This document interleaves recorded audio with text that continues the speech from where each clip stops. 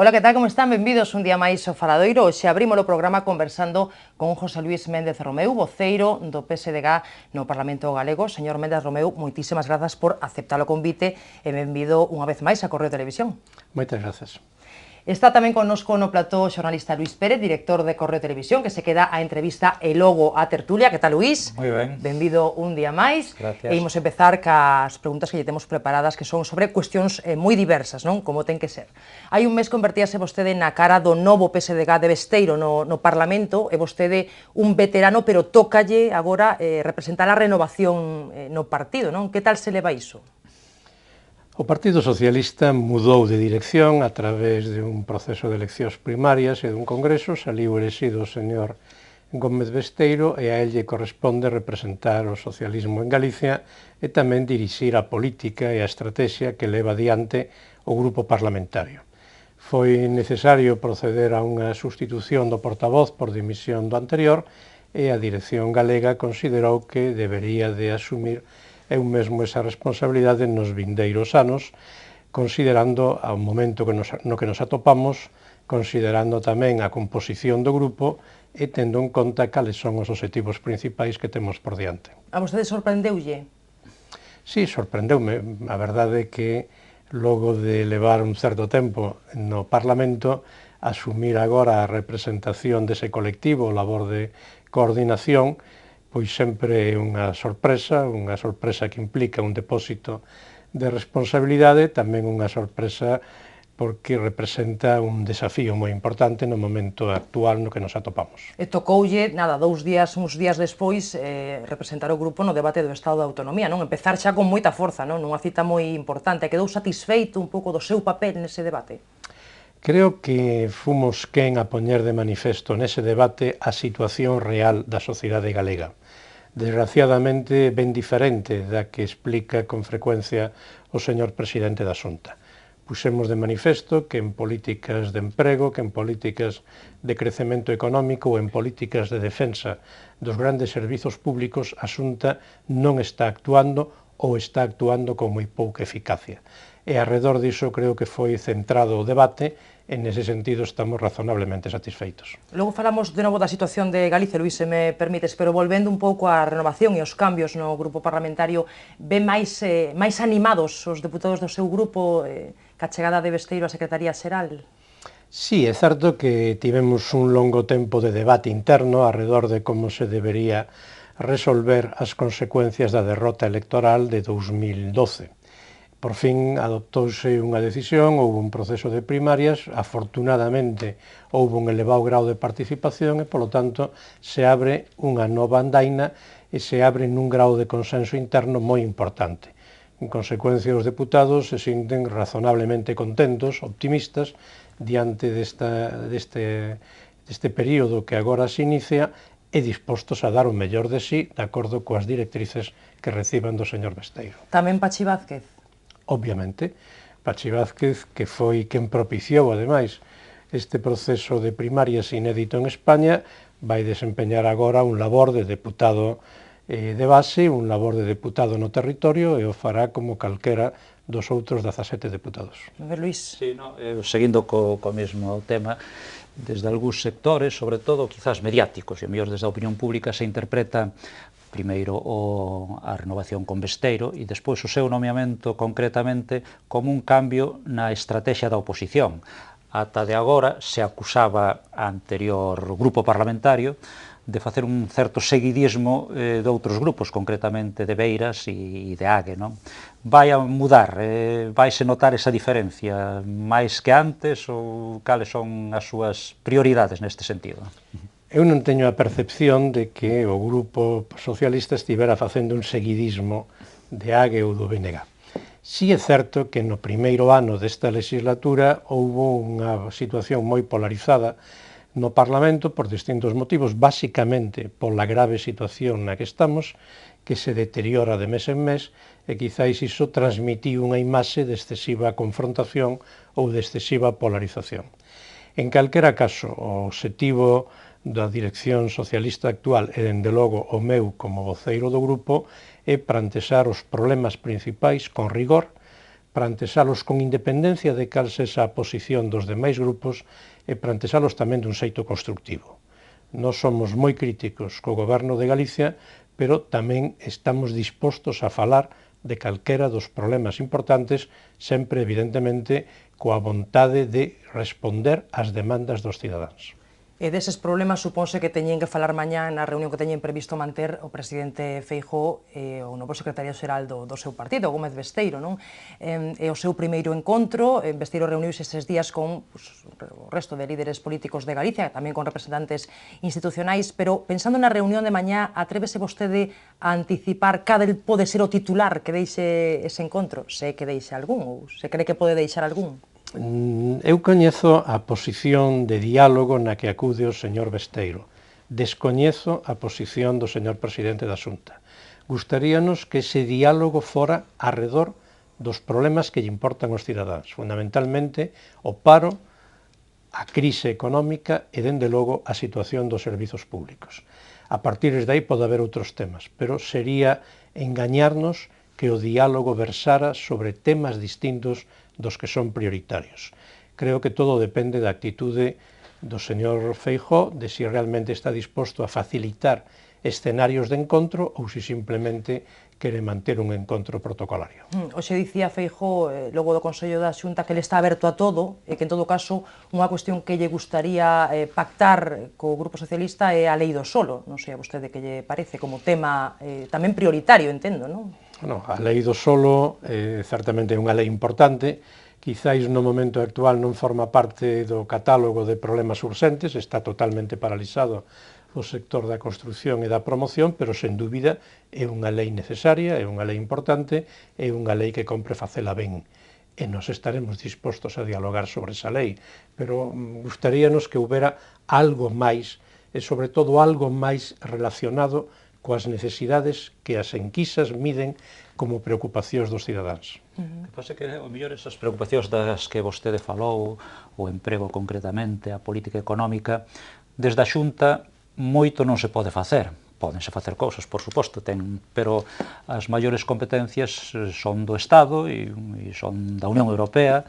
Aquí quizás habría que centrarse máis nos temas onde hai realmente competencias, que son nos servicios públicos, sanidade e educación, non? Non estou de acordo.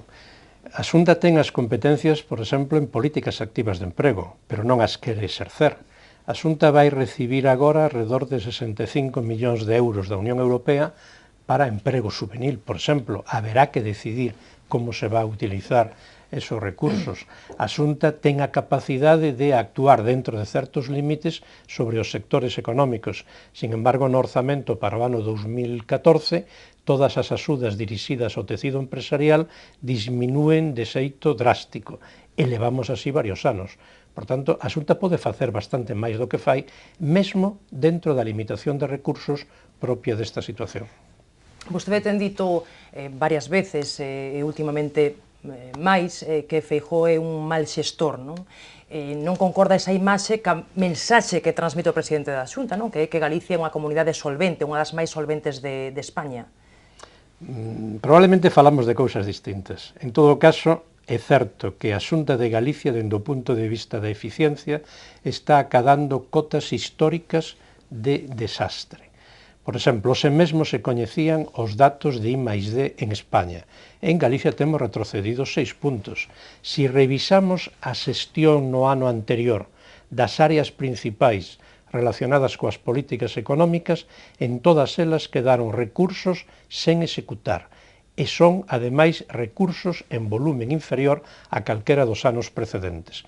De feito, temos a impresión de que o goberno non está actuando, que está paralizado, mesmo, insisto, dentro das limitacións orzamentarias que existen. E creo que aí é onde se pon de manifesto que o señor Núñez Feijóo non é precisamente un modelo de bo xestor.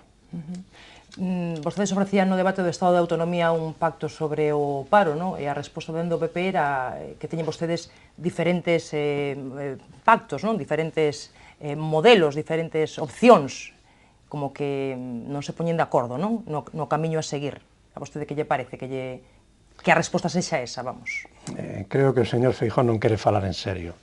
Nos ofrecimos un pacto sobre o emprego que o vamos a volver a propoñer agora no debate dos orzamentos, cuantificado, indicando ademais de onde deben sair as cifras para levar adiante ese programa. Podemos entender que o señor presidente non queira falar do número que nos propoñemos e prefiera un número inferior, pero é que nin eso fan.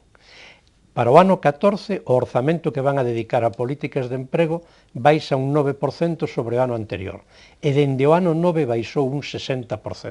Esa é a realidade. En Galicia, en que se gasta no momento actual? Pois se está gastando no pago da débeda.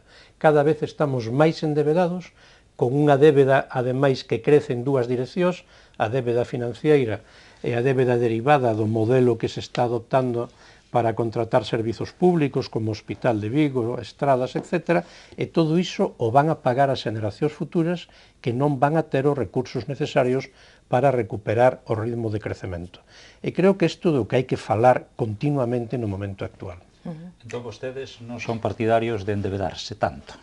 Non somos partidarios de que o endebedamento responda a uns obxectivos de necesidade, relacionados, por exemplo, coa loita contra o desemprego ou coa mellora dos servizos públicos. Non está ocurrindo así.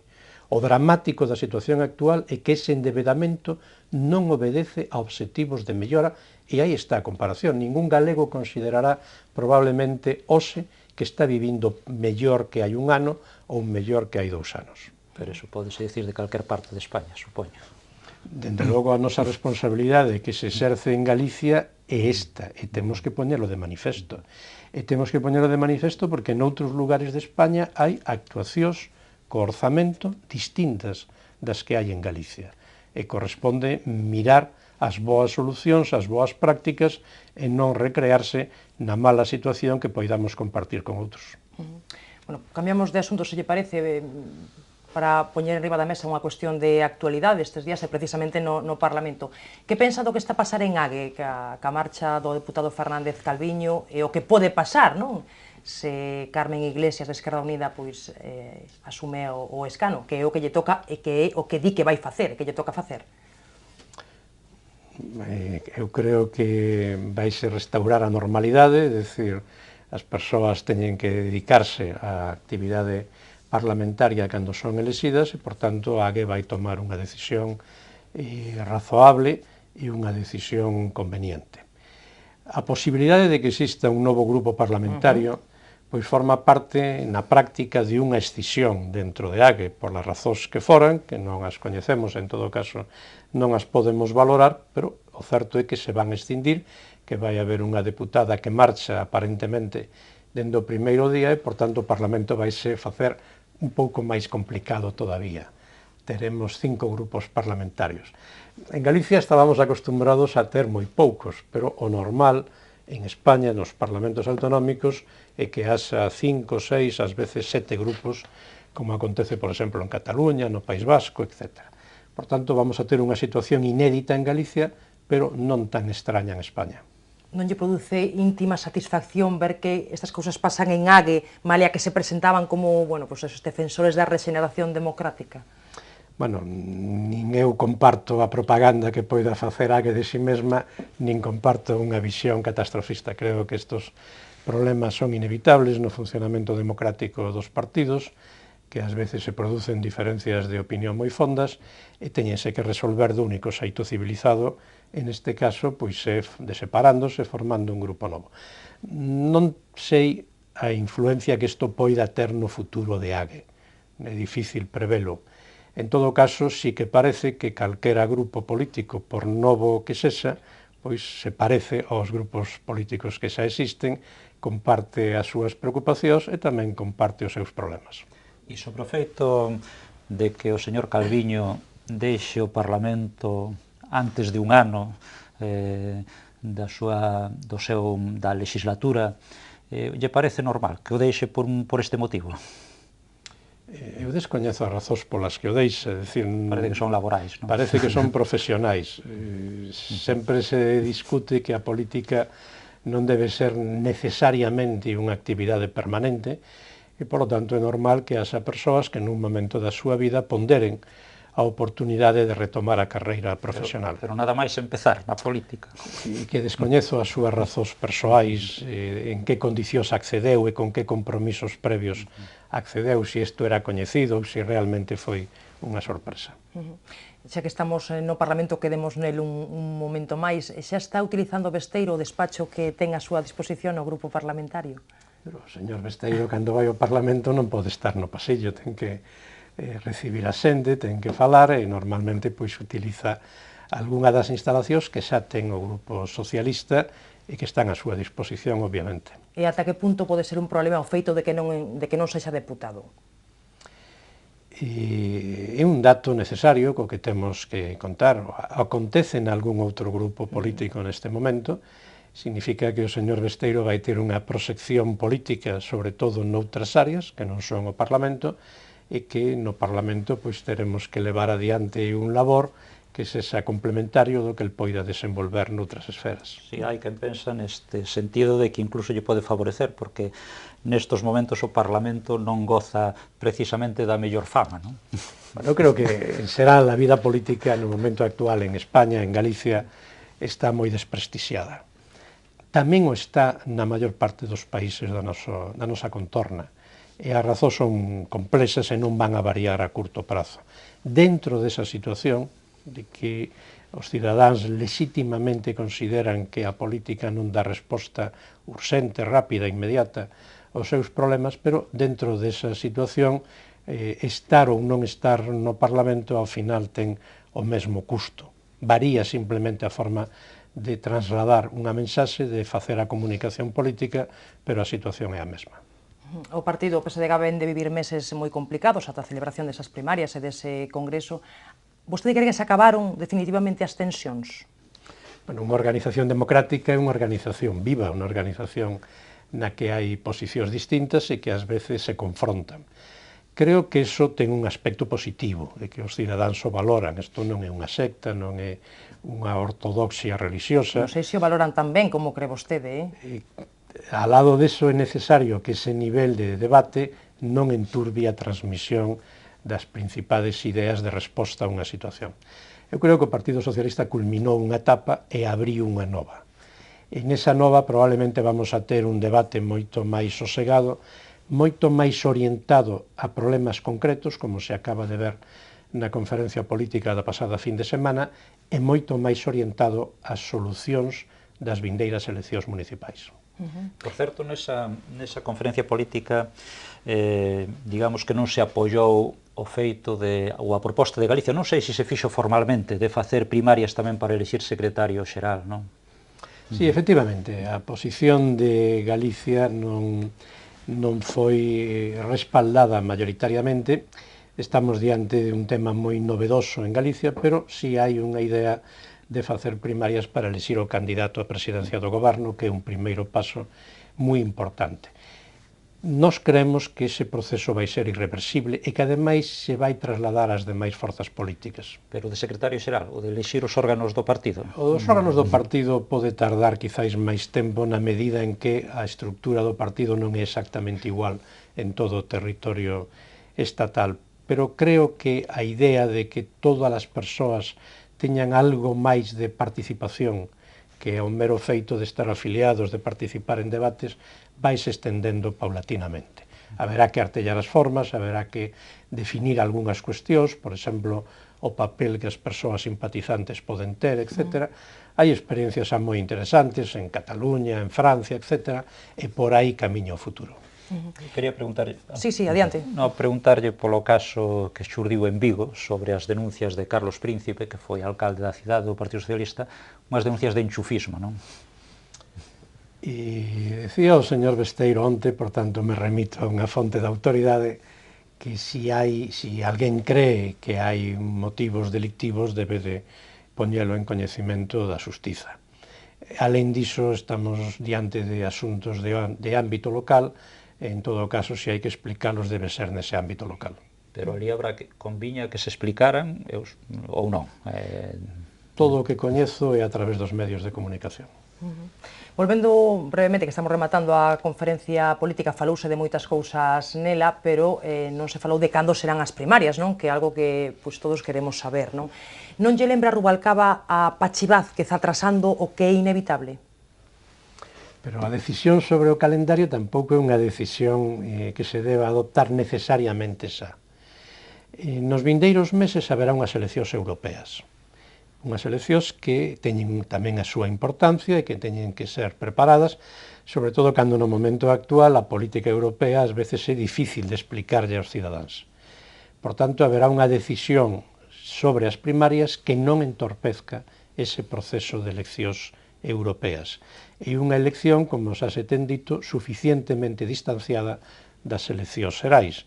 Eso significa que hai un marxe de algúns meses para poder elixir a data concreta. E como ve a Rubalcaba neste momento? Pois, sen dúbida, Rubalcaba hoxe é a persoa máis capaz de entre os dirixentes do Partido Socialista. E probablemente a persoa con máis proxección para o futuro no curto prazo.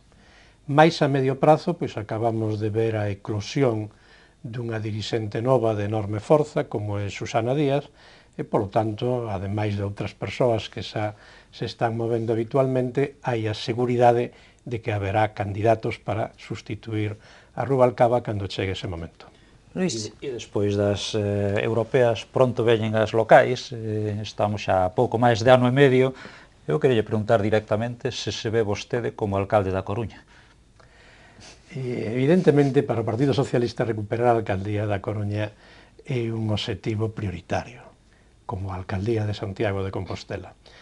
Dunha banda, porque son cidades moi importantes en termos obxectivos, doutra, porque representan a maior concentración de voto da provincia da Coruña, que a súa vez é a maior circunscripción electoral de Galicia. Por tanto, o que acontece nesas dúas alcaldías influe en toda a provincia da Coruña.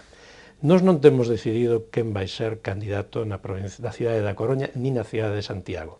O que sí temos decidido é que tamén nesas dúas cidades haberá un proceso de primarias e, por tanto, as persoas que estén interesadas terán que desgranar os seus apoios e adoptar unha decisión.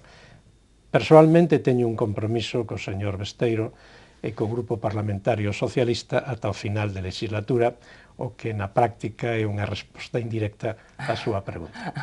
Pero coincide a pouco do final da legislatura, a un ano máis ou menos do final da legislatura, ou sea que tampouco sería demasiado traumático, digo eu, para o grupo poder acceder, e además é normal que a veces do Parlamento de Diputados saian candidatos non ás municipais. E eu digo, porque algunha vez xa o comentei, eu a vostede sempre o vin como o sucesor natural de Paco Vázquez, coas diferencias que poda haber, non, por suposto, pero na Coruña me parecía que era, por lo menos naquele momento, non sei agora se sigue sendo a persoa máis indicada para a Coruña dentro do Partido Socialista. Eu agradezo esa valoración tan optimista, non? Pero o certo é que no momento actual toda a miña preocupación está centrada no devenir do grupo parlamentario, non estou considerando ningunha outra opción e cando chegue o momento oportuno será o momento de tomar decisións. Bueno, pois estaremos moi atentos ás decisións que se poidan tomar e eses procesos de primarias. Moitísimas grazas, señor Méndez Romeu, por acompañarnos hoxe. Como sempre, un placer para nós telo por aquí. Moitas grazas. Grazas tamén a Luís, non marcha, facemos un pequeno descanso, incorporamos os tertulianos de hoxe e empezamos xa con oso, co que facemos todos os días, que é analizar a actualidade da xornada.